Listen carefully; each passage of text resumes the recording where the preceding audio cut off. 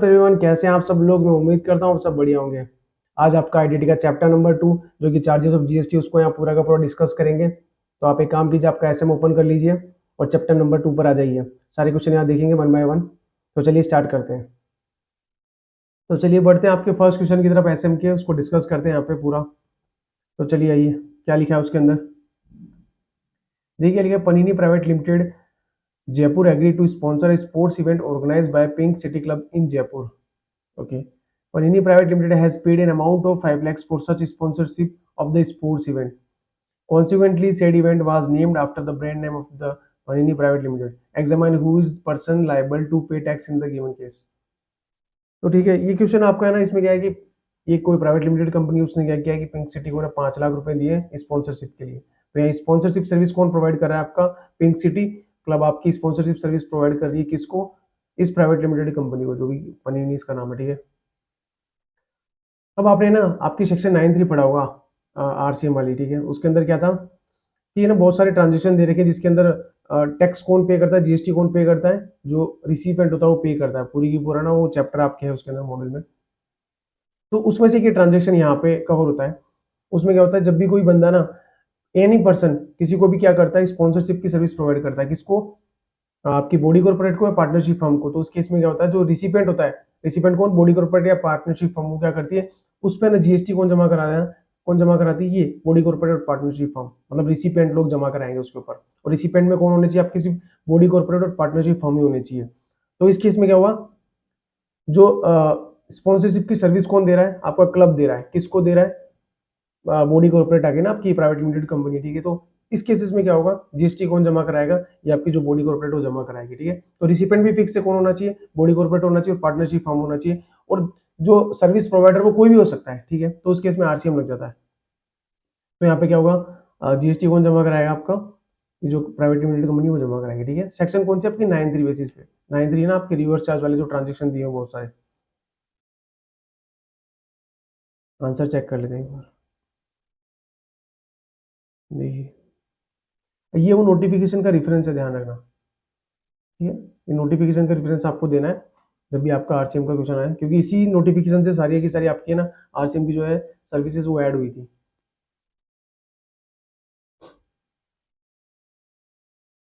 हाँ, क्या लिखा है इसमें? नोटिफिकेशन नंबर ये, provide that sponsorship service provided by any person to body corporate और पार्टनरशिप हम। ठीक है, देखिए रिसिपेंट है ना फिक्स है यहाँ पे, ये दो बंदे ही है। और प्रोवाइडर कौन? कोई भी हो सकता है। Located in taxable territory shall be liable to GST under reverse charge. ठीक है, तो इस केस में क्या होगा, is the body corporate GST on said services payable by the recipient under reverse charge basis पे। ठीक है, ठीक है, बढ़ते हैं नेक्स्ट क्वेश्चन की तरफ।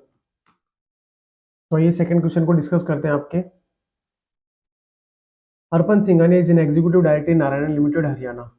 The company paid him the sitting fee amounting to 25,000 for the month of January.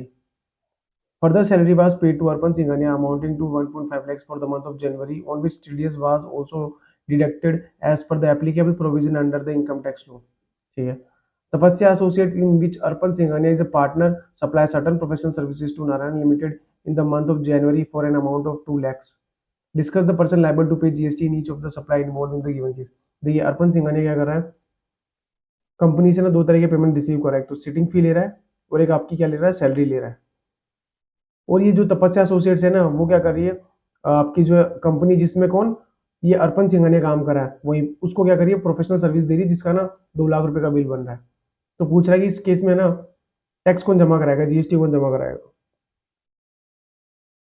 तो देखिए जो अर्पन सिंघानिया ना, एक तो क्या ले रहा है, सिटिंग फी ले रहा है, और दूसरी क्या ले रहा है, सैलरी। तो आपकी सैलरी वाला जो पार्ट है ना, ये तो आपके नेगेटिव लिस्ट में, आपको पता होगा आपकी नेगेटिव लिस्ट में कवर है, उस पर तो नो जीएसटी। ठीक है, ये तो पूरा का पूरा। अब ये जो है ना सिटिंग फी, ये क्या आपकी सैलरी का पार्ट नहीं होती। ठीक है, ये अलग होती है उससे, ये प्रोफेशनल सर्विस हो गई आपकी। अब इसका ना आरसीएम बेसिस पे कौन जमा कराएगी, कंपनी जमा कराएगी। ठीक है, कंपनी जमा कराएगी। अब ये क्या हो, तपस्या ने जो सर्विस प्रोवाइड की है ना, किसको दिए, इसी नारायण लिमिटेड को, जिसमें कौन है, अर्पन सिंघानिया का एग्जीक्यूटिव डायरेक्टर है। तो इससे कोई फर्क नहीं पड़ता है। इस केसेस में क्या हुआ, ये आपके आरसीएस वाले केसेस में ना कवर नहीं होता। आरसीएम वाले जो केस है ना आपके बहुत सारे जो सर्विस के, उसमें कवर नहीं होता है। तो ये इस केस में क्या होगा, जो ये आपकी तपस्या एसोसिएशन है, ये इस केस में क्या होगा, फॉरवर्ड चार्ज में जमा कराएगी आपकी।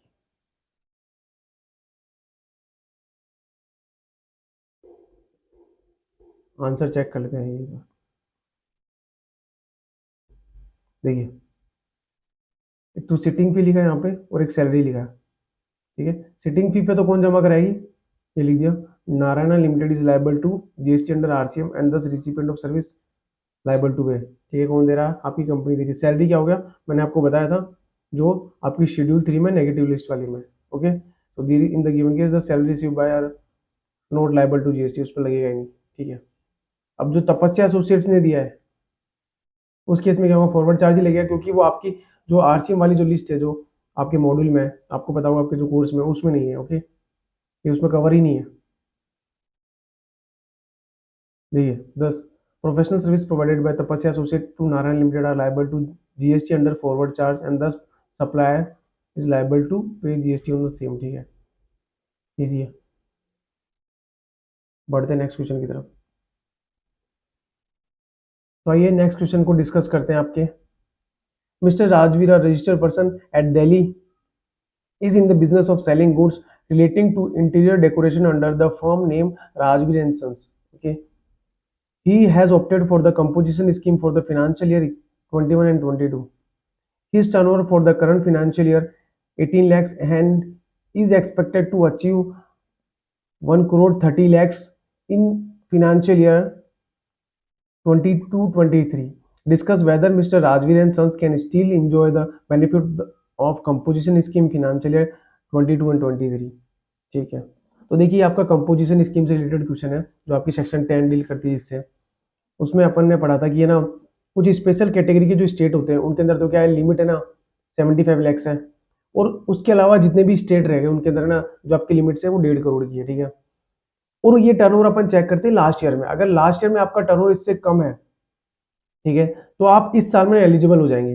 अभी जो दिल्ली है ना आपका, दिल्ली, ये 1.5 करोड़ वाले जितने भी स्टेट है ना, उसमें कवर होता है।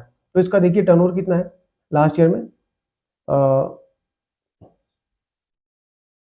वो पूछ रहा है 22-23 में क्या ले सकता है क्या वो, ठीक है।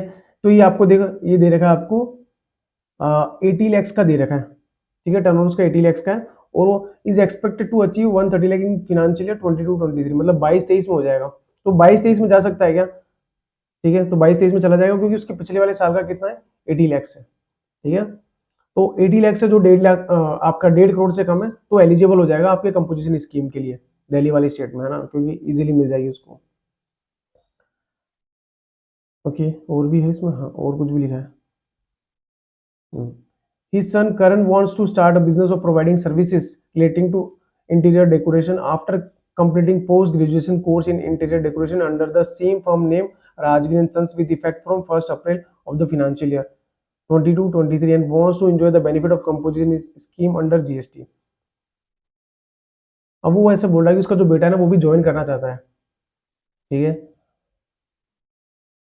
उसी नाम से ज्वाइन करना चाहता है, ठीक है, जिसका फर्म का नाम क्या है, राजवीर एंड सन्स में वो क्या करना चाहता है। तो इस केस में क्या होगा, अभी तो देखिए प्रोप्राइटरशिप है, अगर उसको ज्वाइन करना है ना उसको उसी सेम नेम में, तो उसको क्या चाहिए, जो आपकी पार्टनरशिप प्रोप्राइटरशिप है उसको पार्टनरशिप फॉर्म में कन्वर्ट करना पड़ेगा, नया रजिस्ट्रेशन लेना पड़ेगा उसको, नए को रजिस्ट्रेशन के लिए अप्लाई करना पड़ेगा। फिर उसके बाद ही वो क्या कर सकता है, ऐसी सर्विस प्रोवाइड कर सकता है। और आपको पता है सर्विस भी है ना आप प्रोवाइड कर सकते हैं कंपोजिशन स्कीम में, उसकी भी कुछ लिमिट दे रखी है।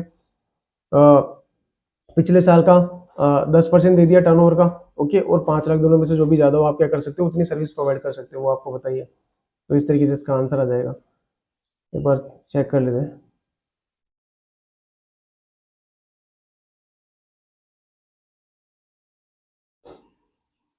ठीक है, एज पर सेक्शन 10, ठीक है, और registered person who is aggregate turnover in the preceding financial year, मैंने बोला था पिछले साल में, है ना, डज नॉट एक्सीड, जो इनसे ज्यादा नहीं है 1.5 करोड़ इन state or unitary may opt for the composition scheme provided he is inter alia engaged in the business of supply of goods and restaurant services।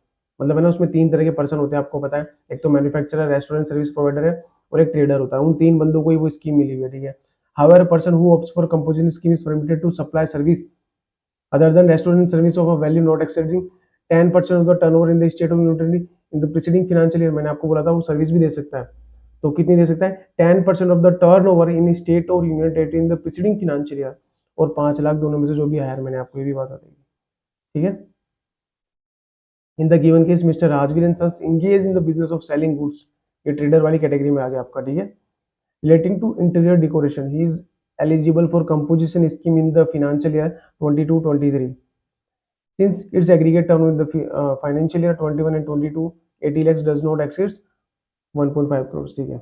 अब यहाँ तक आपका मेन क्वेश्चन था। अब उसकी बेटी की जो बात करता है, if Karan wants wishes to start the business of providing services relating to interior decoration under the same firm name, जो कि ये था, the sole proprietorship needs to be converted into a partnership firm, further new GST registration under the new PAN is required to be obtained, नया pan लेना पड़ेगा उसको।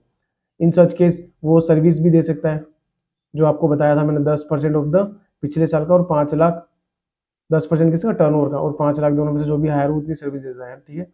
22-23 में दे सकते to continue enjoying the benefit of composition scheme the financial year 22-23, ठीक है, वो कर सकता है, मतलब वो इतनी सर्विस प्रोवाइड कर सकता है, ओके। सो क्वेश्चन नंबर 4 को डिस्कस करते हैं। ये Varun and Arun Associates started a partnership firm of architect in Bhopal, Madhya Pradesh on 1 April of the current financial year। देखिए अगर 1 अप्रैल को अगर कोई काम स्टार्ट किया ना, तो उसका मतलब उसका प्रीवियस ईयर का टर्नओवर कुछ भी नहीं है। तो जो कंपोजिशन स्कीम के पॉइंट ऑफ व्यू से ना, ये जो है ना लाइन बहुत इंपॉर्टेंट हो जाती है, क्योंकि अपन उसमें क्या करते हैं, प्रीवियस ईयर का ही आपका टर्नओवर चेक करते हैं, तो प्रीवियस ईयर में टर्नओवर कुछ है ही नहीं, okay. The firm provides architectural services in Madhya Pradesh only. अब देखिए जो आर्किटेक्चर वाली सर्विस है ना आपकी, वो है ना आपकी ना 10-1 में नहीं है, आपकी 10-2A में। 10-1 में तो आपकी ओनली रेस्टोरेंट वाली कवर होती है, तो 10-2A में जाके ये कवर हो जाएगी, ठीक है। अगर ये बोलता है कि भाई आर्किटेक्चर वाली सर्विस देता है और इसको ना कंपोजिशन स्कीम चाहिए, तो कौन सी वाली लगेगी इसके ऊपर, 10-2A लग जाएगी। लास्ट ईयर का टर्नओवर इसका वैसे भी क्या है, 0 है, तो ये 10-2A में एलिजिबल हो जाएगा, ठीक है। जहाँ पे क्या होता है 50 लाख तक आपका टर्नओवर होता है ना, तो आप पिछले साल में, तो आप करंट ईयर में क्या कर सकते हो, 6%, 3% CGST और 3% SGST टैक्स दे सकते हो, ओके। देखते हैं क्या बोलता है कि it's provide the following details of its turnover की डिटेल दे रखी है। अप्रैल टू जून का दे रखा है, जुलाई टू सितंबर का दे रहा है, अक्टूबर टू दिसंबर का दे रखा है। The firm is obtain the registration under section 22 with effect from 1 जुलाई, क्योंकि यहाँ पे उसका टर्नओवर देखिए अप्रैल टू जून तक 20 लाख था, तो यहाँ पे वो लायबल ही नहीं था, लेकिन है ना 1 जुलाई को लायबल हो गया, क्योंकि देखिए एक्सीड हो गया वो, तो उसको क्या करना पड़ा, अप्लाई करना पड़ा सेक्शन 22 में, जहाँ पे आपका टर्नओवर एक्सीड हो जाता ना, तो आपको क्या करना पड़ता है, अप्लाई करना पड़ता है रजिस्ट्रेशन के लिए। And opts to pay tax under composition scheme determine. अब यहाँ पे ना कंपोजिशन स्कीम ले सकता है, ठीक है, उसने वो ऑप्ट भी किया है, क्योंकि प्रीवियस में उसका टर्नओवर है ही नहीं उतना। Determine the tax liability of the Varun and Arun associates for the quarter April to June, July to September and October to December. The rates of tax on architectural services are CGST and SGST 9% दे रहे हैं। देखिए अगर वो composition scheme यहाँ पे opt कर रहा है ना, तो उसका ना टैक्स रेट 6% बन जाएगा, क्योंकि आपको पता है 10-2 में जो रेट है 6% है, 3% CGST 3% SGST। लेकिन अगर वो कंपोजिशन स्कीम नहीं ऑप्ट करता, तो रेगुलर में जाता, और रेगुलर में उसकी रेट हो जाती है 9%, देखिए 9% की रेट होती है, ठीक है। बट वो उसमें चला गया तो 6% हो गई। तो पूछ रहा है टैक्स बताइए आप, टैक्स लायबिलिटी वरुण की और इसकी, वरुण एंड अरुण एसोसिएट्स की। तो आपको ऐसे आपको इस पूरे क्वेश्चन को लिखना है। पहले तो आपको बताना है कि ये जो आर्किटेक्चर सर्विस है ना आपकी 10-1 में नहीं आती है, ठीक है। ये कौन से कवर होती है आपकी 10-2A में। फिर 10-2A के बारे में लिख दो आप कि प्रीवियस ईयर में इसका टर्नओवर कुछ भी नहीं है, तो इस वाले साल में एलिजिबल हो गया, ठीक है, इस वाले साल में एलिजिबल हो गया। अब जब अपन है ना इसका टैक्स लायबिलिटी निकालेंगे ना, तो कैसे निकलेगी वो टैक्स लायबिलिटी, देखिए यहाँ तक तो इसका टर्नओवर है ना कितना है, 50 लाख ही है, लेकिन यहाँ पे क्या बढ़ गया 50 लाख से, तो यहाँ पे तो क्या वो वैसे ही बाहर हो जाएगा। 20 लाख जैसे ऐड होगा ना इसमें, वो बाहर हो जाएगा। 50 लाख से 1 रुपया भी ऊपर हो गया तो वो कंपोजिशन से बाहर हो गया, तो ये तो चला गया आपका नॉर्मल पे, ये तो 9% पे टैक्सेबल हो जाएगा आपका, ठीक है। लेकिन ये जो 50 लाख है ना, इस 50 लाख में क्या होगा, वो पूरे पे थोड़ी टैक्स देगा। ये जो 20 लाख था तो वो वैसे एग्जाम्प्ट था, उसको लायबिलिटी नहीं थी उसके ऊपर, तो ओनली वो 30 लाख पर टैक्स देगा ओनली। मतलब टैक्स पर्पज से ना 20 लाख को बाहर कर देंगे, जहां पे वो एलिजिबल भी नहीं था वो रजिस्ट्रेशन लेने के लिए, ठीक है। तो उस वाले को बाहर कर देंगे टर्नओवर को, और बाकी जो रिमेनिंग बच गया उसके ऊपर 6% दे देगा, ठीक है। तो ये तो आ गया आपका टैक्स के पर्पज से। और जब एलिजिबिलिटी चेक करते हैं, तो एलिजिबिलिटी में ना ये पूरा काउंट होगा यहाँ तक, मतलब आपका ये 20 भी इंक्लूड होगा और ये 30 भी इंक्लूड होगा, लेकिन ओनली टैक्स के पेमेंट के हिसाब से ना 30 ही आएगा, 20 को एक्सक्लूड कर देंगे, ओके। यही बात आपको घुमा फिरा के इसमें पूरे में लिखने हैं। आंसर देखते हैं ये।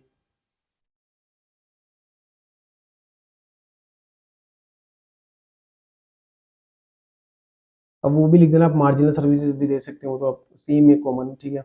The composition scheme under section 10(1) and 2 of the section is available in case of goods and restaurant service. आपको पता है गुड्स है, गुड्स में तो मैन्युफैक्चर ट्रेडर और रेस्टोरेंट सर्विस वाला है। फर्दर मार्जिनल सर्विसेज की बात कर रहा है, वो एक स्पेसिफाइड लिमिट दे रही है, वहां तक ले सकते हैं। Since in the given case Varun and Aruna so is exclusively supplying service other than restaurant service, ठीक है। It is not eligible to pay tax under, वो आपको पता ही, मैंने बता दिया कि वो 10(1) में नहीं दे सकता, 10(2) में नहीं दे सकता, क्योंकि वो रेस्टोरेंट सर्विस वहां पे कवर है आपकी, ये आर्किटेक्चर वाली सर्विस वहां कवर नहीं है। फिर ये बोलता है हाउ 10(2) में वो एलिजिबल हो जाएगा, वही बात लिखा है यहाँ पे, जहाँ पे वो 6% की रेट से 10 देगा, ठीक है। 50 लाख तक के टर्नओवर पे दे सकता है वो, ठीक है, वही बात यहाँ लिखी है। अब ये बोल दिया given case Varun and associates क्या हो जाएगा, started the supply of services in the current financial year, तो प्रीवियस ईयर का उसका टर्नओवर है नहीं कुछ, ये लिखा, देखो नील लिख दिया, वो एलिजिबल हो जाएगा इसके लिए, ठीक है, करंट फाइनेंशियल ईयर में। It become eligible for registration when its turnover exceed 20 lakhs while registration under GST it has to opt for composition scheme, ठीक है। वो मतलब 20 लाख से जब क्रॉस करेगा ना, तभी उसको क्या रजिस्ट्रेशन लेना है, और जब वो रजिस्ट्रेशन लेगा ना, तो उसको उसके अंदर ऑप्ट करना पड़ेगा कि वो रेगुलर में जा रहा है कंपोजिशन में जा रहा है, तो उसको क्या करना पड़ेगा, उसी टाइम पे उसको बताना पड़ेगा। अब बोला टर्नओवर के लिए ना, टर्नओवर के लिए तो आपको क्या करना पड़ेगा, 1 अप्रैल से आपका 50 लाख तक का टर्नओवर, मैंने बोला था ना आपको, पूरा ही लेंगे उसमें, तो मतलब टर्नओवर के इसलिए तो पूरा ही लेंगे, मतलब आपका जो 20 लाख और 30 लाख था वो पूरा ही लिया इसके अंदर। लेकिन जब आप पेमेंट ऑफ टैक्स करेंगे ना, तो 30 लेंगे, मैंने आपको बता देखिए। तो टैक्स किस पे लगा, 30 पे लगा, ओनली 30 पे 6% लगा दिया, ठीक है। अब वो जब वो बाहर चला गया उससे ऊपर, मैंने बोला था जैसे आप टर्नओवर 50 लाख को क्रॉस करोगे, क्या होगा, आपके ऊपर रेगुलर स्कीम में आ जाओगे, और रेगुलर में आपको 9% देना है, तो देखिए 9% दे दिया 20 लाख के ऊपर, ठीक है। कुछ भी नहीं था, इजी क्वेश्चन है आपका। तो आपको 10(2) का रेफरेंस देना था, और आपको बताना था कि टैक्स लायबिलिटी के लिए तो आपको क्या करना है, आपको जो 20 लाख से उसको बाहर कर देंगे, और एलिजिबिलिटी के लिए उसको कंसिडर कर लेंगे यहाँ पे, ओके। तो आइए बढ़ते हैं क्वेश्चन नंबर 5 की तरफ। Examine whether the supplier are eligible for composition levy under section 10 in the following independent cases in the beginning of the financial year 22 and 23, ठीक है। एलिजिबिलिटी के लिए क्वेश्चन है आपका। फर्स्ट पॉइंट पढ़ते हैं, a technology enterprises registered in Jalandhar Punjab is engaged in manufacturing and supplying computer system. It aggregate turnover in the financial year 21 and 22 is 125 lakhs. Technology enterprises supply the computer system manufactured by it within the state of Punjab only. With a view to expand its business operation, it will also start providing the repairing service of the computer system in the Punjab in a financial year 22 and 23. देखिए ना, पहली बात तो जालंधर पंजाब में, अब जालंधर पंजाब की जो limit कितनी है कंपोजिशन के लिए, 1.5 करोड़ रुपए, ठीक है। अब दूसरी बात करते हैं, ये मैन्युफैक्चरर है, तो मैन्युफैक्चरर जो आपका 10(1) में ना एलिजिबल है किसके लिए, आपकी कंपोजिशन स्कीम के लिए। तो दो कंडीशन फुलफिल हो गई, पहली बात तो लास्ट ईयर का टर्नओवर इसका 1.5 करोड़ तक आ गया आपका, ठीक है, और ये मैन्युफैक्चरर भी निकल गया, तो दोनों कंडीशन तो फुलफिल हो गई। अब वो क्या बोल रहे हैं यहाँ पे कि वो ना सर्विस भी देना चाहता है, रिपेयरिंग सर्विसेज उसके साथ में, तो मार्जिनल सर्विस भी दे सकता है। वो कितनी दे सकता है, आपका प्रीवियस ईयर का टर्नओवर का 10% और 5 लाख दोनों में से जो भी हायर है। तो आपको सारी बातें इसमें लिखनी पड़ेगी। पहले तो क्या बोलोगे आप कि ये आपका मैन्युफैक्चर है, जो 3 तरह के बंदों को ये सर्विस मिलती है, आपको बताया 10(1), फिर आपको बताना है प्रीवियस ईयर का टर्नओवर नॉर्मल स्टेट में इतना होना चाहिए, स्पेशल कैटेगरी स्टेट में इतना होना चाहिए, ओके। फिर बता देंगे कि हाँ अब ये एलिजिबल हो गया क्योंकि इसका लास्ट ईयर का टर्नओवर कितना है, 125 लाख है, तो इस वाले साल में कंपोजिशन लेवी ये ऑप्ट कर सकता है क्योंकि मैन्युफैक्चरर भी है, ओके। बढ़ते हैं सेकंड की तरफ, सबका एक साथ ही देख लेंगे ना। Mister Siddharth and sons registered in Delhi owns restaurant, अब रेस्टोरेंट वाली बात आ गई, और दिल्ली में, तो आपको पता ना दिल्ली का टर्नओवर कितना है, यहाँ पे नॉर्मल स्टेट में आ गया वो आपका 1.5 करोड़ हो गया, और रेस्टोरेंट वाला है तो 5% इसकी रेट बन जाएगी, आपको पता है। टेस्टी फूड के नाम से चला था जिसका टर्नओवर कितना 112 लाख, एलिजिबल हो गया सीधा सीधा। In a view of the growing customer demand, it will also start intra-state trading of a juice in Delhi from the financial year 22 and 23.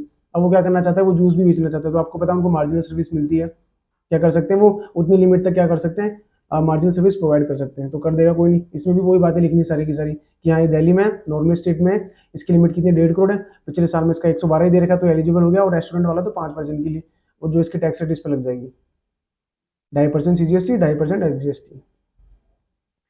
Sitaram associates registered in Sikkim is engage in running a restaurant chain. देखिए वहां तो ना खुद restaurant चला रहा था, अब ये पूरी चेन चलाता है। तो ये आपकी जो ना टैन वन वाली जो कैटेगरी है रेस्टोरेंट वाली, वो वाला सर्विस नहीं है, ये उसके अलावा वाली हो गई। वहां तो आप खुद ना रेस्टोरेंट चलाने चाहिए, ये ना उस तरह की रेस्टोरेंट चेन चला रहा है, ये इसका बिजनेस हो गया। ओके, तो ये टैन वन में नहीं आएगा, आपका टैन टू ए में आ जाएगा। बिजनेस बोले तो सर्विस का बिजनेस है इसके, ठीक है, जो कि वेज किचन के नाम से है, तो टैन वन में नहीं आएगा, ये टैन टू ए में आ जाएगा। अब टैन टू ए में लिमिट कितनी आपको पता है, 50 लाख की। प्रीवियस ईयर में मतलब आपका टर्नओवर 50 लाख तक होना चाहिए, तो आप इस वाले साल में ना 6% की रेट से टैक्स दे सकते हो टैन टू ए के अंदर।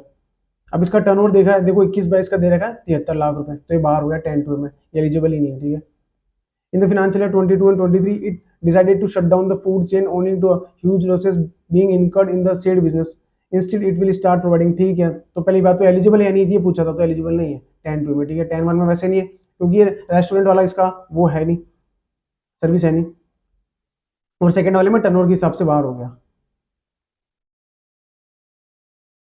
अब Deepti service limited registered in Uttarakhand is exclusively providing intra-state hairstyle services. It has turnover of 34 lakhs in the financial year 21 and 22। ठीक है, अब ये बोल रहा है कि कौन सी सर्विस दे रहा है, ये हेयर स्टाइल सर्विस है। हेयर स्टाइल वाली किस में जाएगी, आपकी 10 2 में आ गई, और इसका टर्नओवर दे रखा लास्ट ईयर का 34 लाख।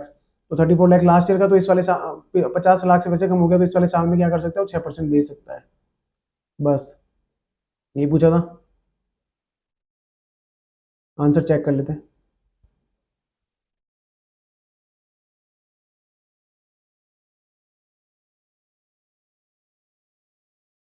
ओके, अब देखिए क्या लिखा है, वो 10 वन में बता दिया 3 तरह के लोग हो सकते हैं।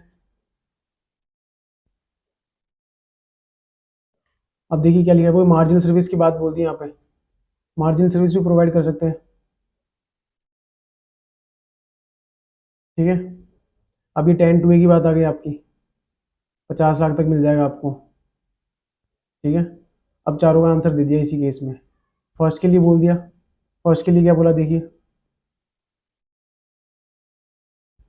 वो एलिजिबल हो गया ना फर्स्ट के लिए, अपना आंसर क्या था, एलिजिबल था वो।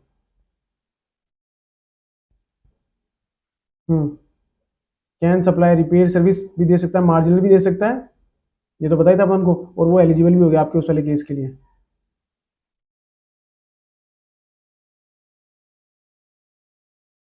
कैन ऑप्ट देखिए, ठीक है, तो उसको इस वाले साल में आपको कंपोजिशन भी मिल जाएगी, आप मार्जिनल सर्विस भी प्रोवाइड कर सकते हो टेक्नोलॉजी के लिए। दूसरे वाले केसेस में क्या हो गया, इज एलिजिबल निकल गया वो, ठीक है।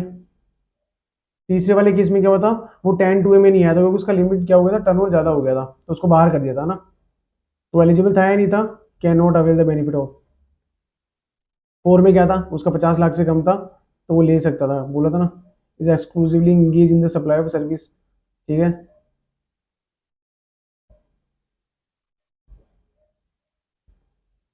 एंटाइटल्ड वो 10 टू ए में आ जाएगी, मैंने बताया था आपको, 10 वन में तो आएगी नहीं, तो अपन को ये लिखना पड़ेगा कि पहले ना वो 10 वन में नहीं आ सकती, क्योंकि वो रेस्टोरेंट वाला नहीं है, पूरी कहानी वो लिखनी पड़ेगी 10 टू में आ जाएगी उसके अलावा, क्योंकि प्योर सर्विस वाला केस है और 50 लाख तक का, ठीक है। ठीक है, तो वही बात घुमा फिरा के लिख दी इसमें।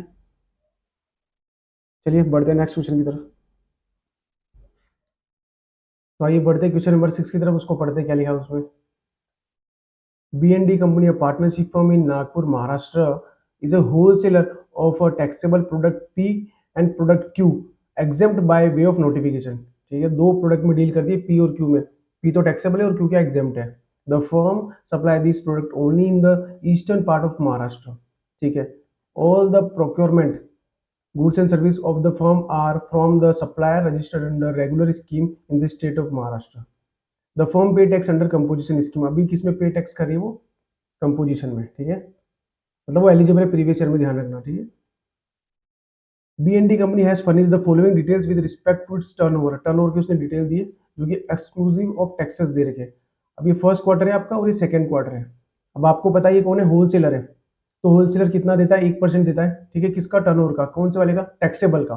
तो टैक्सेबल कौन सा है आपका, पी, तो इसका क्या हो जाएगा 0.5%, तो क्या हो जाएगा सीजीएसटी, 0.5% क्या हो जाएगा एसजीएसटी। ऐसे इसका क्या हो जाएगा 0.5% सीजीएसटी और 0.5% एसजीएसटी। जब तक वो एलिजिबल है इस स्कीम में, जिस दिन वो एलिजिबिलिटी से बाहर हो जाएगा ना इससे, तो क्या हो जाएगा वो रेगुलर स्कीम में चला जाएगा। जब तक वो एलिजिबल है तब तक वो 0.5% देता रहेगा। अब देखिए यहाँ पे ना ये सितंबर कंप्लीट हो गया आपका, ये सितंबर कंप्लीट हो गया यहाँ पे। अब आगे आपको डिटेल दे रही है अक्टूबर की। अब अक्टूबर में ना वो एलिजिबल कहाँ तक है देखिए, वो ना 2 लाख ऐड कर देना आप, अभी तक जितना भी टर्नओवर हो गया उसका 136 और यहाँ तक, मतलब वो ना यहाँ तक वो कंपोजिशन स्कीम में एलिजिबल है। तो यहाँ तक वो क्या करेगा, जितना भी उसका टर्नओवर होगा ना उसका 0.5% और 0.5% देगा, ठीक है। अब इसके आगे क्या हो, जब वो बाहर निकल गया ना यहाँ से तो वो रेगुलर स्कीम में चला जाएगा। तो यहाँ तक तो किस में देगा आपके टैक्स, कंपोजिशन में देगा।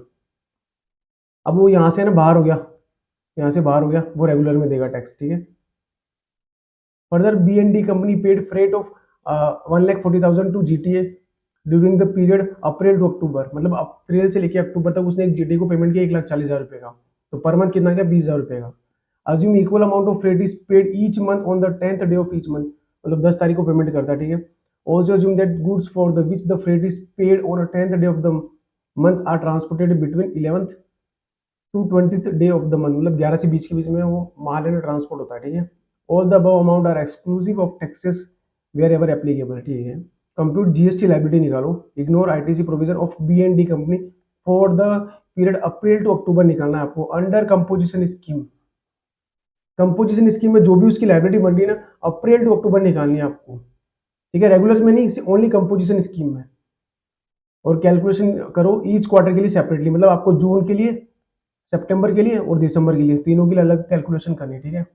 मेक सुटेबल एजम्पशन, और बोल रहा है आपको जीटी की रेट है 2.5%, मतलब 5% हो गई आपकी जीटी की रेट। तो क्या हो गया आप पे आरसीएम लग गया यहाँ पे, जो 1,40,000 की जो आपने ली है ना वो उस पर क्या लग गया आपकी जीटी वाली जो सर्विस ली है, आरसीएम लग जाएगा उसके ऊपर। अब इसका सोल्यूशन कैसे होगा देखिए, मैंने आपको बताया यहाँ तक तो आपको कंपोजिशन में टैक्स पे करना है। एक तो आपकी कंपोजिशन की लायबिलिटी वो हो गई, आपसे पूछा क्या है कंपोजिशन की लायबिलिटी बताओ, तो यहाँ तक की आपकी लायबिलिटी एक तो हो गई, और एक आपकी जीटी की लायबिलिटी हो गई। चाहे आप कंपोजिशन में, लेकिन आपको रिवर्स चार्ज में टैक्स तो जमा कराना पड़ेगा ना, कंपोजिशन में जमा कराओगे वो बात अलग है, ठीक है। तो ऐसे इसका आंसर दे रखा है पूरा का पूरा, देख लेते एक बार। देखिए पहले प्रैक्टिकल देखते हैं इसमें कैसे। ये आपका फर्स्ट क्वार्टर हो गया जून वाला, ये आपका सितंबर वाला हो गया, ये दिसंबर वाला हो गया। अब मैंने बोला था आपको टैक्सेबल वाला पकड़ना है, क्योंकि वो क्या है होलसेलर है, ठीक है। ये 60 लाख और ये 50 लाख, दोनों पे 0.5% लगा दिया, ठीक है। और जहां तक वो एलिजिबल था 3 अक्टूबर से पहले पहले वहां तक के टर्नओवर पे भी देखिए 0.5% लगा दिया। तो एक तो ये लाइबिलिटी होगी उसकी, ठीक है, सीजीएसटी एसजीएसटी की ये लाइबिलिटी होगी। कौन सी वाली, जब तक तो वो क्या था कंपोजिशन में टैक्स देने के लिए एलिजिबल था, वहां तक की लाइबिलिटी हो गई। उसके बाद वो सारी रेगुलर में चला गया, ओके। अब जीटीए की बात करते हैं, उसने अप्रैल से लेकर अक्टूबर तक मतलब 7 महीने का क्या किया उसने, अब वो जीटीए का किराया दिया है जिसपे आरसीएम लगता है, ठीक है। तो 7 महीने का था, 1 महीने का आ गया 20,000, 3 महीने का मतलब फर्स्ट क्वार्टर का, सेकंड क्वार्टर का 60,000। अब 1 महीने का जो इसमें आया ना वो रेगुलर में जाएगा, और आपको लायबिलिटी किसकी निकालनी, सिर्फ कंपोजिशन की निकालनी। इसलिए यहाँ पे उसका क्या करेंगे, यहाँ पे जो भी टैक्स बनेगा ना वो यहाँ नहीं लेंगे, क्योंकि हमको सिर्फ कंपोजिशन की निकालनी है लायबिलिटी, वो रेगुलर स्कीम में जाएगा, ठीक है। तो इस पे भी 60,000 पे भी क्या कर दिया 2.5% लगा दिया, आपकी लायबिलिटी आ गई सीजीएसटी एसजीएसटी की, ठीक है। ये आपकी टोटल लायबिलिटी बन जाएगी इसमें, बस कुछ भी नहीं है, क्वेश्चन हो गया आपका, ठीक है। 1 अप्रैल से लेकर 2 अक्टूबर तक जहां तक वो कंपोजिशन में था पूरी लायबिलिटी बन गई, ठीक है। कैसे निकले आपको पता हो गया ना। देखिए 30,000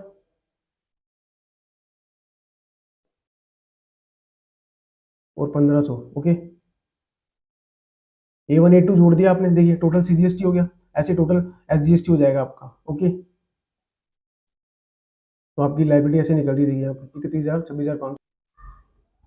क्वेश्चन नंबर 7 को डिस्कस करते हैं, ये Shubh Lakshmi food is engaged in supplying restaurant service in Maharashtra. In the financial year 21 and 22, it had a turnover of 140 lakhs from the restaurant service. Further, it had earned a bank interest of 20 lakhs from the fixed deposit in the said financial year. You are required to advise Subh Lakshmi Foods whether it is eligible for the composition scheme under section 1 and 2 of section 10 in the financial year 22 and 23। मतलब ये पूछ रहा है current वाले साल में है ना वो एलिजिबल है कि नहीं है, किसके लिए, आपकी जो कंपोजिशन स्कीम के लिए। अब देखिए ये काम क्या कर रहा है, रेस्टोरेंट वाला काम कर रहा है, कहाँ पे कर रहा है, महाराष्ट्र में। तो महाराष्ट्र में आपको पता है ना कंपोजिशन स्कीम की लिमिट कितनी है, 1.5 करोड़ है, और रेस्टोरेंट वाला है तो परसेंट कितना हो गया उसका, 5% हो गया। अब जब मैंने बोला ना 1.5 करोड़ की लिमिट, तो 1.5 करोड़ की लिमिट निकालते टाइम है ना आप है ना ये जो बैंक का इंटरेस्ट है ना वो नहीं लोगे आप, आपको बताइए तो, ठीक है। तो ये एलिजिबल हो जाएगा साफ साफ, क्योंकि इसको लेना नहीं आपको 20 लाख को, और 1.5 करोड़ तक का इसका टर्नओवर बैठ रहा है, क्योंकि 140 लाख ही यहाँ पे, ठीक है। तो ये एलिजिबल हो जाएगा यहाँ तक, तो बोल देंगे करंट ईयर में क्या है एलिजिबल हो गया। अब आगे बढ़ते हैं। Further assuming that in financial year 22 and 23 it had a turnover, its turnover is 130 lakhs from the supply of restaurant service and 10 lakhs from the supply of farm labor in Maharashtra. It has also earned the bank interest of 30 lakhs from the fixed deposit। 30 lakh रुपए का उसने ये भी कमा लिया। Compute the tax payable by Subh Lakshmi Foods in the financial year 22 and 23।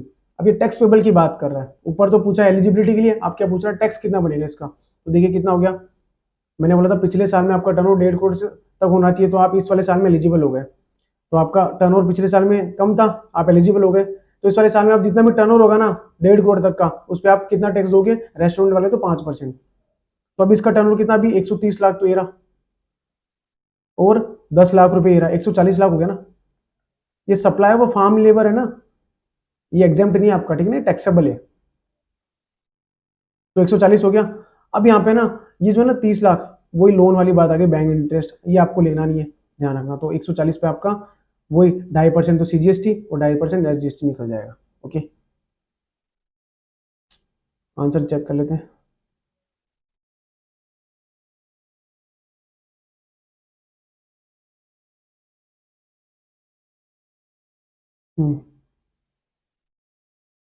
As per section 10(1) और notification number आ गया। Registered person whose aggregate turnover in the preceding financial year does not exceed 1.5 crore, वो क्या कर सकता है, वो ले सकता है ना, कौन सी सर्विस ले सकता है, आपकी 10(1) वाली, जिसमें 3 तरह के बंदे आते हैं, वो बता रखा है यहाँ तक, जिसमें ना रेस्टोरेंट वाला भी शामिल हो गया। अब मार्जिनल सर्विस के लिए बता दिया यहाँ पे, वो मार्जिनल सर्विस भी दे सकता है। अब जब पिछले साल का टर्नओवर निकालेंगे, तो मैंने आपको बोला था ना पिछले साल के टर्नओवर में तो सब कुछ लेना है आपको, ओके, कुछ भी नहीं छोड़ना है,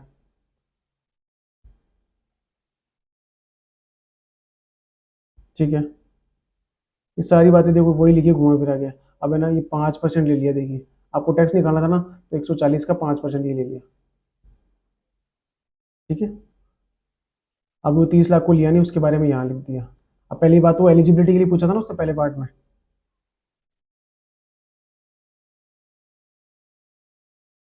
देखिए एलिजिबिलिटी के लिए यहाँ लिखा है।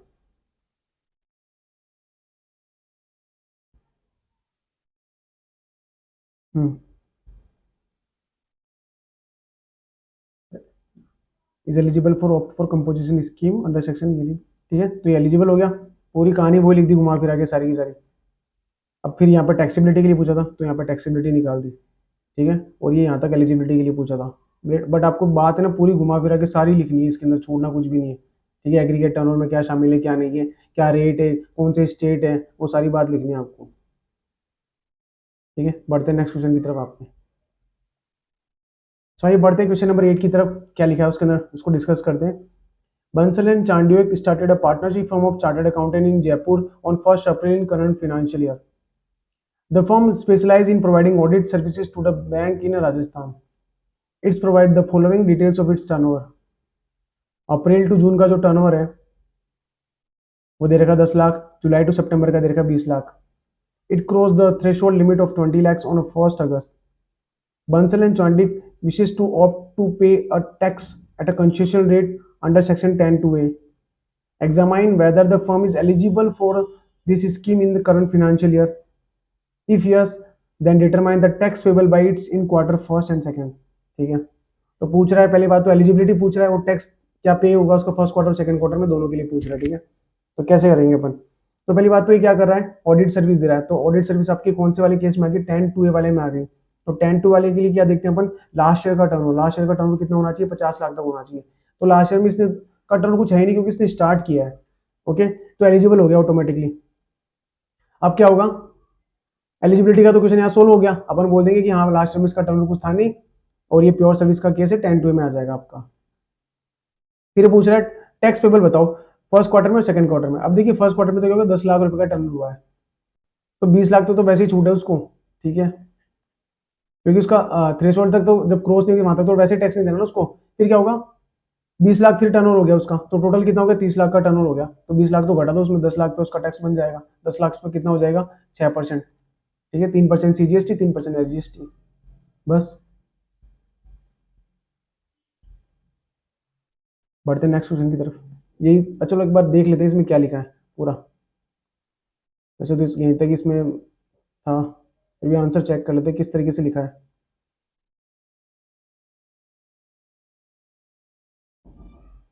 हम्म, देखिए अब पहले तो बोलेगा 1 और 2 की बात करेगा ना, आपको बताइए सारी की सारी। अब वो बोलेगा कि ना वो 1 में एलिजिबल नहीं है, 2 में एलिजिबल है, क्योंकि वो प्योर सर्विस दे रहा है जो 10 1 में नहीं आती है। तो देखिए इन द गिवन केस बंसल वो क्या करेगा, supplying service other than restaurant service is not eligible, वो उसमें एलिजिबल नहीं होगा। फिर बोलेगा 10/2 में आ जाएगा वो इस हिसाब से, तो उसको 3% CGST, 3% SGST UTGST देना पड़ेगा। उसका लिमिट की बात कर देगा, उसमें कितनी लिमिट तक बंदे आते हैं, ठीक है। फिर वो बोल देगा कि अब बंसल एंड चौक क्या हो गया, एलिजिबल हो गया यहाँ पे, देखिए एलिजिबल हो गया। अब यहाँ टैक्स की बात यहाँ कर दी उसने, तो फर्स्ट वाले क्वार्टर में तो कुछ देना ही नहीं है क्योंकि उसका टर्नओवर 20 लाख से क्रॉस नहीं हुआ। सेकंड वाले में क्या होगा, 20 की छूट मिल जाएगी, टोटल 30 में से 10 पर टैक्स दे देगा वो, 6% की, 30,000 CGST, 3%, 30,000 SGST हो जाएगा उसका, ठीक है। नेक्स्ट क्वेश्चन की तरफ बढ़ते हैं, आइए क्वेश्चन नंबर 9 पे आ चुके हैं, आइए चलो उसको डिस्कस करते हैं। Mister Prem is running a restaurant in new Delhi. In the financial year 21 and 22, it has an aggregate turnover of 120 lakhs from the restaurant service. In the financial year 22 and 23, apart from the restaurant service, he also wants to provide food delivery service to other small restaurants. He estimates the turnover of the such service is up to 5 lakhs. ठीक है, mister Prem wishes to opt for composition scheme under subsection 1 and 2 of section 10 in the financial year 22 and 23. You are required to advise him for the same. अब वो पूछ रहा है, वो opt करना चाहता है, मतलब एलिजिबल है या नहीं है। तो पहले तो बोल देंगे काम क्या करा वो रेस्टोरेंट वाला, रेस्टोरेंट वाला 10/1 और जो 2 है उसमें कवर हो गया आपकी, ठीक है। 5% की रेट लग जाएगी, लेकिन एलिजिबिलिटी क्या होना चाहिए, पिछले साल में ना उसका टर्नओवर कितना होना चाहिए आपको बताइए, 1.5 करोड़ तक होना चाहिए। तो पिछले साल का इसका दे रखा है 120 लाख ही है, तो ये एलिजिबल हो गया करंट वाले साल में, 5% की रेट हो जाएगी। कुछ मार्जिनल सर्विस भी मिलती है इनको, कितनी मिलती है आपको बताया, 10% of the turn off the पिछले साल का, और 5 लाख दोनों में से जो भी हायर हो, तो वो बात भी आपको लिख देनी है। तो वैसे भी 5 लाख ही दे रहा है, तो क्या कोई दिक्कत नहीं आएगी, क्योंकि 12 लाख और 5 लाख दोनों में से जो भी हायर है इसकी लिमिट निकल के आती है, तो 5 तक ही दे रहा है। तो घुमा फिरा के वही बात सारी लिखी होगी इसके अंदर,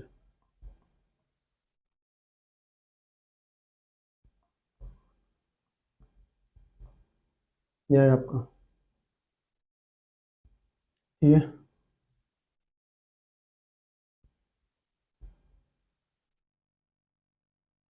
देखिए 10/1 के बारे में बता रहा है, 1.5 करोड़ वाली बात बोल दी यहाँ पे, ठीक है। अब मार्जिनल सर्विस के बारे में बता दिया यहाँ पे, ओके। फिर बोल देगा यहाँ पे एग्रीगेट टर्नओवर 120 लाख है, एलिजिबल हो गया। और फर्दर मार्जिनल सर्विस के लिए बोल दिया कितना, 10% बोल दिया, तो 5 लाख दोनों में से जो भी हायर हो गया, तो 12 लाख की लिमिट निकल के आती है, और तो 5 लाख तक ही देना चाहता है तो दे सकता है, कोई इश्यू नहीं है, ठीक है। बढ़ते नेक्स्ट क्वेश्चन की तरफ। तो क्वेश्चन नंबर 10 पे आ चुके हैं, आइए चले उसको पढ़ते हैं। Messrs. Hiralal and Sons, registered in Karnataka, has opted to avail the benefit of composition scheme under subsection 1 and 2 of section 10 from 1st April 2022. It has furnished the following details for the quarter ended on 30th June 2022. उसने ये detail दी है, उसका taxable turnover of the goods within the state दे रखा है 15 lakhs, exempted turnover दे रखा है गुड्स का, ठीक है, कितना 17 लाख, तो कितना हो गया टोटल 32 लाख का टर्नओवर हो गया। Using the above information calculate the tax to be paid by the firm for quarter ended 30th June 2022 in the following independent situation. अगर क्या हो वो मैन्युफैक्चरर हो, अगर क्या हो वो ट्रेडर हो। देखिए मैन्युफैक्चरर हो गया ना, तो पूरा ना 32 लाख का क्या हो जाएगा, 1% लग जाएगा, जिसमें 0.5 क्या हो जाएगा, CGST एडजस्ट हो जाएगा। लेकिन अगर वो ट्रेडर निकल गया, तो क्या हो जाएगा, सिर्फ टैक्सेबल टर्नओवर का लेंगे अपन। टैक्सेबल टर्नओवर कितना है उसका, यहाँ दे रखा, देखा आपको 15 लाख रुपए दे रखा है, तो 15 लाख का कितना हो जाएगा, 1% हो जाएगा। ठीक है, बस इतना सा आंसर है, और वही घुमा फिरा के सारी बातें लिखी होंगी उसमें। ठीक है, आंसर चेक कर लेते हैं।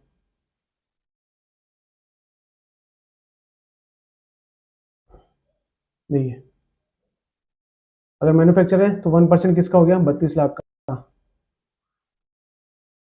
1% कितने का हो जाएगा, 15 लाख का।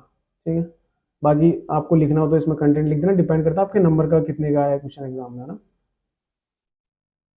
थोड़ा बहुत कंटेंट भी लिख देना इसके अंदर, यहाँ पे तो लिखा नहीं है। चलिए next question. So question number 11 को डिस्कस करते हैं, आइए।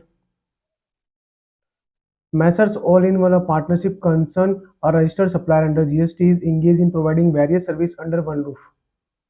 It is engaged in paying tax under regulatory scheme under GST law. The concern provides the following information pertaining to supply made input service availed by it during the month of March. ठीक है, मतलब मार्च में जो supply दी है और जो input मतलब जो सप्लाई ली है उनके बारे में डिटेल दे रखी है आपको। ये टोटल 6 डिटेल्स दे रखी है आपको।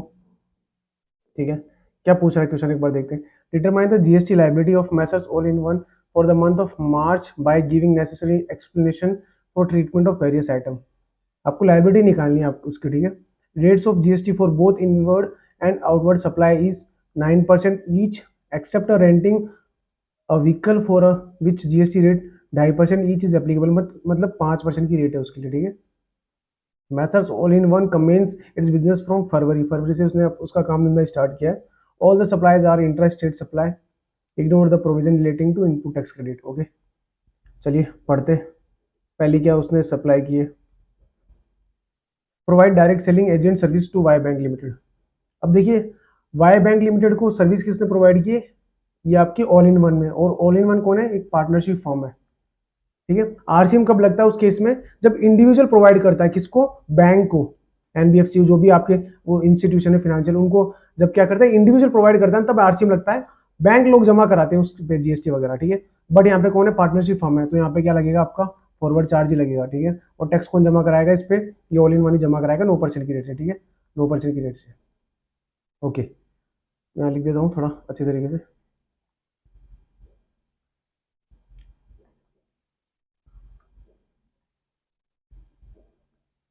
नो परसेंट की रेट से। ठीक है,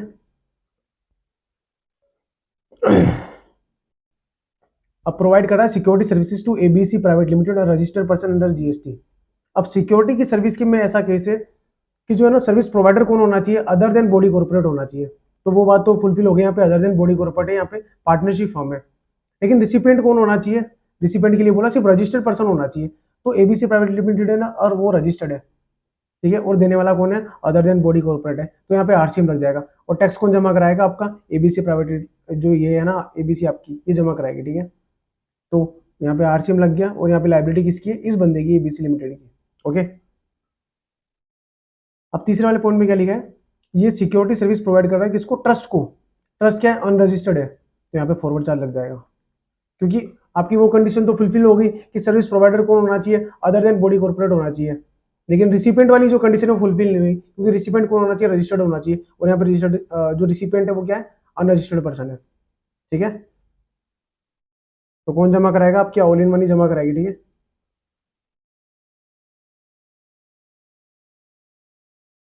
ठीक है, provide renting of motor vehicle for transportation of passenger to Amaze Tour limited and value of supply include cost of fuel. अब मोटर वाला जो केस था ना, उसमें भी क्या होता है, आपका आरसीएम लगता है। लेकिन है ना, जो सर्विस प्रोवाइडर है वो कौन होना चाहिए, अदर देन बॉडी कॉर्पोरेट होना चाहिए। वो तो ठीक है यहाँ पे, और जिसको दिया जा रहा है ना सर्विस पे, रिसिपेंट कौन होना चाहिए, वो बॉडी कॉर्पोरेट होना चाहिए। तो दिया जा रहा है वो कौन है, मतलब रिसिपेंट कौन है, बॉडी कॉर्पोरेट है। ठीक है, वो वाली कंडीशन भी फुलफिल होगी, और देने वाला कौन है, अदर देन बॉडी कॉर्पोरेट है। ठीक है, तो क्या हो जाएगा, यहाँ पे आरसीएम लग जाएगा। कौन जमा कराएगा, आपका अमेज जमा कराएगा। ओके, लेकिन यहाँ पे क्या हो गया, सेकंड केस में रेंटिंग ऑफ मोटर व्हीकल वापस किया उसने, बट अब दिया सीए फर्म को है, तो रिसिपेंट है ना, बॉडी कॉर्पोरेट नहीं है यहाँ पे, तो यहाँ पे फॉरवर्ड चार्ज लग जाएगा आपका। ठीक है, मतलब चारों ही केस में क्या होना चाहिए था, इसमें रिसिपेंट कौन होना चाहिए था आपका, इसमें रिसिपेंट कौन होना चाहिए था आपका, इन दोनों में सिर्फ रजिस्टर्ड पर्सन की बात की थी यहाँ पे। ठीक है, इन दोनों में रजिस्टर्ड पर्सन होना चाहिए था। यहाँ पे क्या होना चाहिए, रिसिपेंट कौन होना चाहिए आपका, बॉडी कॉर्पोरेट होना चाहिए। ठीक है, और चारों में जो प्रोवाइडर था ना वो सेम था, इन चारों में जो प्रोवाइडर था ना वो सेम था, वो कौन होना चाहिए, अदर देन बॉडी कॉर्पोरेट होना चाहिए बंदा, ठीक है। अब यहाँ पे उसने एक अवेल करी सर्विस किसकी, लॉयर वगैरह की, एक सीए फर्म है उसके लिए, ठीक है, कंज्यूमर केस लड़ने के लिए 70,000 रुपये की।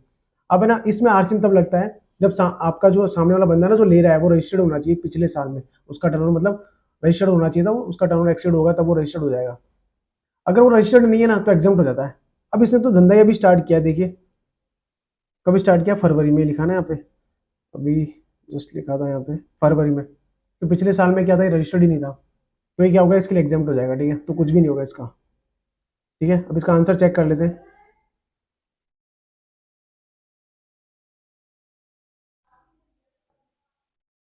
देखिए इसमें क्या हो गया आपका, फॉरवर्ड चार्ज लग गया था, मैंने कहा था ना आपको, आपको टैक्स जमा कराना पड़ेगा, यहाँ आरसीएम लग गया था, ये एबीसी जमा कराएगी टैक्स उसका। अब यहाँ पे सिक्योरिटी, अब यहाँ पे फॉरवर्ड चार्ज लग गया था, अपन ही को जमा कराना है, क्यों, क्योंकि ट्रस्ट क्या है, वो अनरजिस्टर्ड है। अब मोटर व्हीकल वाले केस में कौन जमा कराएगा, वो अमेज ही जमा कराएगा, क्योंकि वहाँ आरसीएम लग चुका है, ठीक है। अब वो सीए फॉर्म को दिया था, उसमें हमको जमा कराना था, फॉरवर्ड चार्ज लग चुका था, ठीक है, तो ये अपनी टोटल लाइबिलिटी आ गई थी। अब ये तो इसका तो क्या होगा, ये एग्जाम्प्ट हो गया था, तो कुछ होगा नहीं इसका, तो यही लिखा साफ साफ, एग्जाम्प्ट फ्रॉम टैक्स जीएसटी से, ठीक है।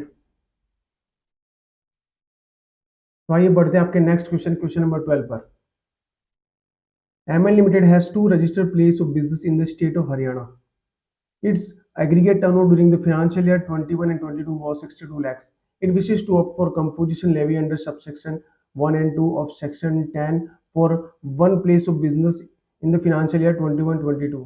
एक प्लेस ऑफ बिजनेस के लिए कंपोजिशन लेवी ऑप्ट करने की बात कर रहा है, and wants to continue with registration under regular scheme and pay tax at the normal rate for other place of business. Other को वो रेगुलर में रखना चाह रहा है। Both the places are having the same permanent account number issued under the income tax act, ठीक है। Can M L limited do so, explain with reason. तो ऐसा कर सकता है क्या वो, तो ऐसा नहीं कर सकता। आपको पता है कि अगर एक ही बंदे का पैन है ना, तो उसके उस पैन के ऊपर जितने भी उसके ये बिजनेस है, जितने भी उसका रजिस्टर्ड प्लेस है, ठीक है ना, उनके लिए क्या होगा, सबके लिए ना एक ही स्कीम आपको ऑप्ट करनी पड़ती है, ऐसा उसके रिस्ट्रिक्शन में है, और कंडीशन जो दे रखी है आपकी 10(1) और 10(2) में है, कंडीशन और रेस्ट्रिक्शन के अंदर, तो ऐसा नहीं कर पाएगी एम एल लिमिटेड, ठीक है। आप वो बता देना उसके अंदर, आंसर चेक कर लेते हैं।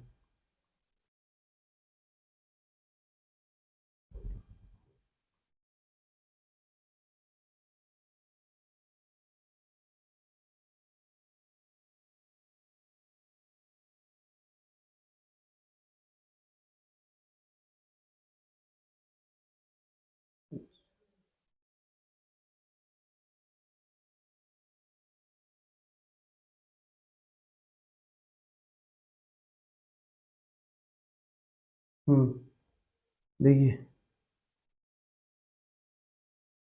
ये लिखा ना, unless all such registered person opt to pay tax under said composition scheme, ठीक है। तो सभी को ना कंपोजिशन स्कीम में जाना पड़ेगा, इसकी दोनों जो रजिस्टर्ड प्लेस है ना, तभी वो कंपोजिशन स्कीम को ले पाएंगे, एक रेगुलर में एक कंपोजिशन ऐसा नहीं हो सकता, ये साफ साफ लिखा देखिए। Where more than one registered person are having the same PAN issued under the Income Tax Act, the registered person shall not eligible to opt for composition scheme unless, ठीक है। फिर इसीलिए बोल दिया M limited has two place of business, तो क्या होगा, उसको can not opt for composition लेगी, ठीक है।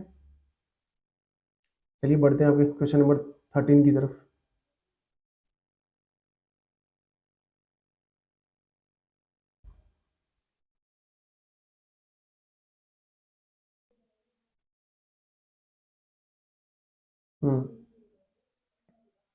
Ranveer Industries registered in Himachal Pradesh is engaged in making inter-state supply for ready-made garment। क्या करा वो, inter-state supply करा है।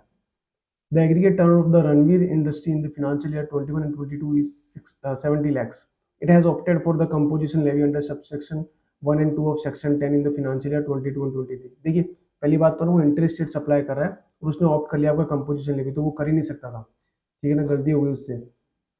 And pay tax for the April and June quarter of the financial year 22 and 23 under composition levy, ठीक है। तो ये भी गलती हो गई, उसने टैक्स भी पे कर दिया, यहाँ पे ऑप्ट कर लिया, वो तो एलिजिबल ही नहीं था उसके लिए।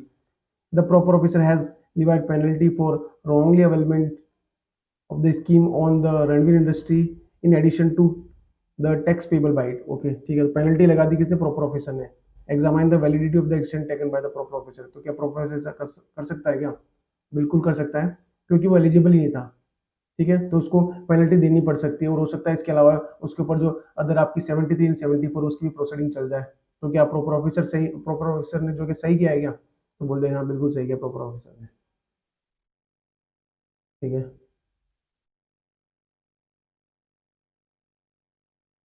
आंसर चेक कर लेते हैं।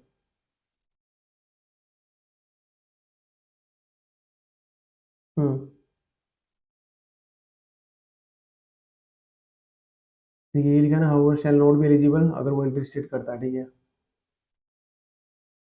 चाहे कितना ही टर्न हो, उससे कोई फर्क नहीं पड़ता, वो बात यहाँ लिखी है। ये 73 की 74 की बात बोल दी। ठीक है, तो लगे लग सकती है वहाँ पे, और पेनल्टी तो देनी पड़ सकती है। ठीक है, आइए क्वेश्चन नंबर 14 की तरफ।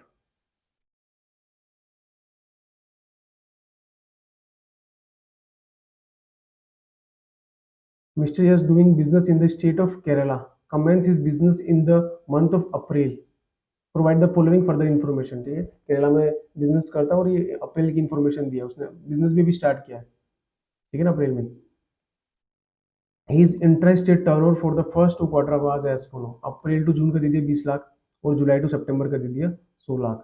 ठीक है, in each of the quarters exempt supply made by him was 25% of the turnover of the said quarter. जितना भी क्वार्टर में सेल किया ना, उसका 25% क्या है, एग्जाम सप्लाई, ऐसा बोल रहा है।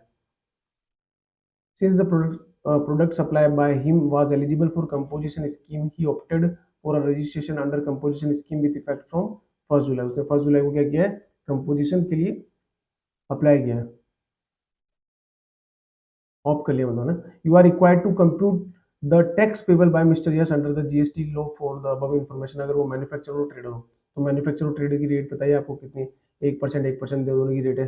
बट ये तो देगा आपका कितना, टैक्सेबल का, और ये देगा आपका जितनी भी उसने सप्लाई की, ऑल सप्लाई। ठीक है, बस इतना सा ध्यान रखना है आपको, कुछ भी नहीं इसके अंदर।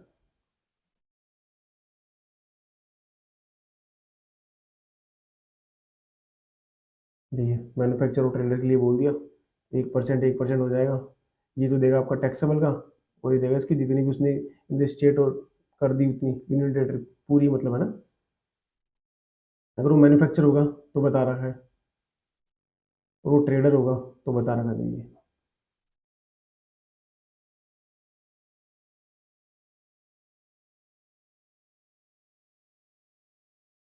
ठीक है,